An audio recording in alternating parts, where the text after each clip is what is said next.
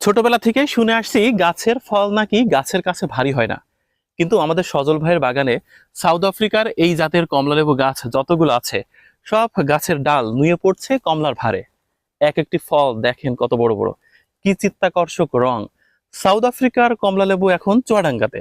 সত্যি অভিভূত হওয়ার মতো ব্যাপার। আমাদের বিশ্বকবি রবীন্দ্রনাথ ঠাকুরের ক্যামেলিয়া কবিতার কথা মনে পড়ছে। সেই কবিতায় কমলা নামে একটি নারীর সৌন্দর্যকে বর্ণনা করা হয়েছে, যে প্রতিদিন ট্রামে করে কলেজে যেত। তার রূপের সাথে এই রূপের অনেক মিল। এ কারণেই এই কমলালেবুর রং দেখে সেই কবিতার কথা মনে পড়ে গেল।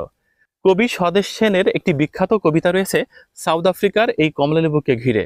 শুধু এটাই না, আমাদের প্রকৃতির কবি জীবনানন্দ দাশের জীবন নিয়ে রচিত নাটক কমলা রঙের বোধ, এই নাটকে কমলালেবুর যে রংটি বর্ণনা করা হয়েছে সেটিও কিন্তু এই জাতের কমলালেবুর রং। দেখেছেন কত বড় ফল, আর এক একটি